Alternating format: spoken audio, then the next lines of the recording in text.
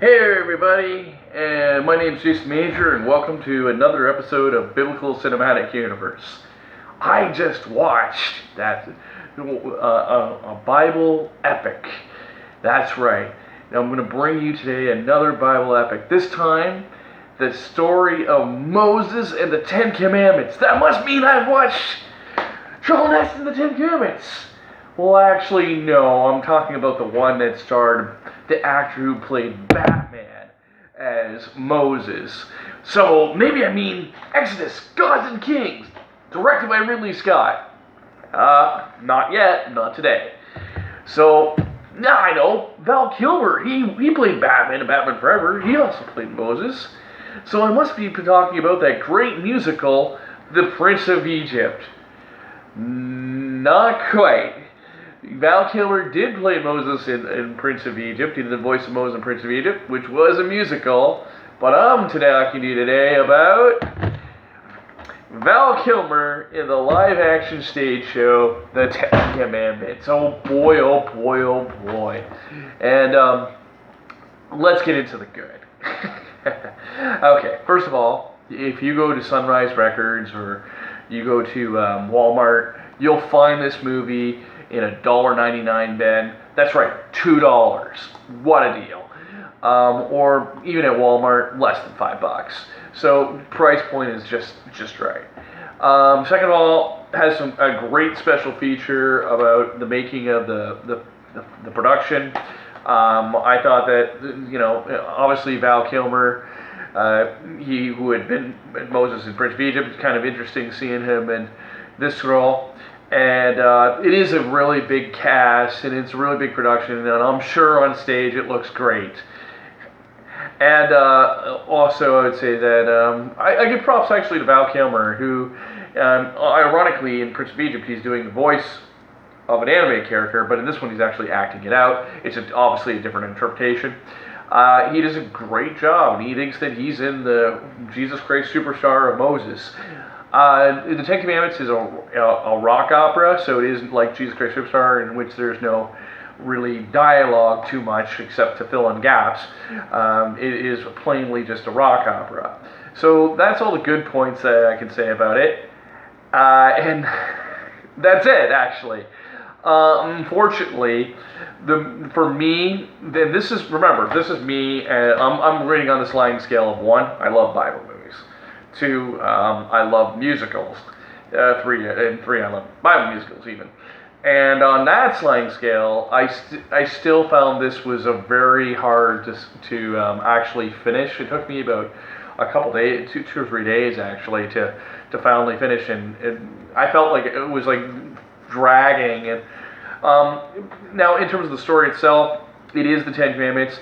It's interesting because it takes a kind of like a mix of all the different Ten Commandment movies I've seen, in the sense that in this one, Ramses and Moses are brothers, but they're friends in this one, as opposed to like in Charlton Heston version. So that's similar to Prince of Egypt.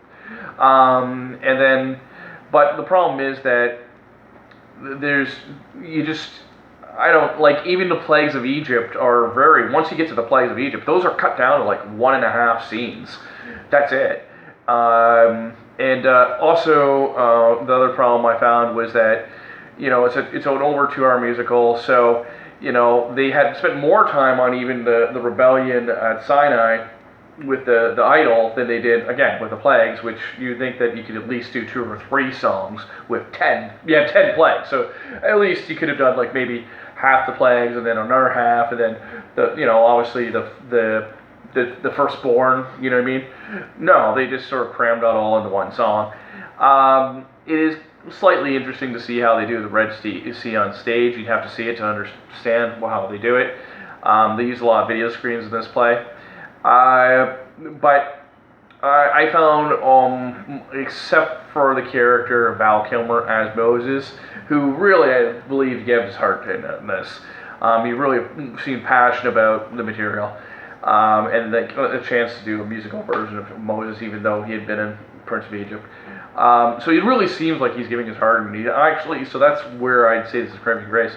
Adam Lambert, who also was, he was a musical superstar for a while, a little bit, but he's in it as Joshua. I didn't really like him. I felt he was too Broadway, like I didn't really care about his character. So on my sliding scale, I'm actually giving this probably. I won't give it a 5 out of 10 because that's a pass, and I won't give it a 1 out of 10 because that's kind of like it was it was mildly interesting. So I would say this: do not buy this as a gift. If you are faintly interested in this musical, I would say that a live stage show would be fairly interesting because it looks like from a live stage show it would be really impressive with all the sets, all the choreography, all the dancing. But and also the music is very much like it's close to Jesus Christ Superstar. It's kind of like Broadway style rock music of like an older generation or so. It's not. It's kind of like Broadway. It's basically what I would like old school Broadway, kind of like Jesus Christ Superstar, but even a little bit less, maybe subdued. But the problem is that where Jesus Christ Superstar, you felt that the songs meant something to the characters and connect you to the characters. These songs don't really connect you to the characters. I feel like they were more words on a page, and sure, they're about the characters, but they don't really connect you to the characters the way that Jesus Christ Superstar did. So I'm going to give this musical DVD, the special features, and again, I wasn't joking, they're pretty interesting. So I'm going to give the musical DVD a 3 out of 10. I think that's a fair grade. So that's saying that if you would have, I would put you in the genre of you love musicals and it's a curiosity that you see in a $2 bin. You think that you might get a passing interest, and for $2 you think, hey, that's worth one watch. So from a worth one watch standpoint, or a completed standpoint like myself, yeah, for $1.99, I'm not going to throw away this movie. It's not that bad, but it's definitely something I'm not going to see in the near future. Thank you very much for watching this episode of Biblical Cinematic Universe, and we'll catch you on with some better Bible movies and better Moses stories in the future. Take care. End video.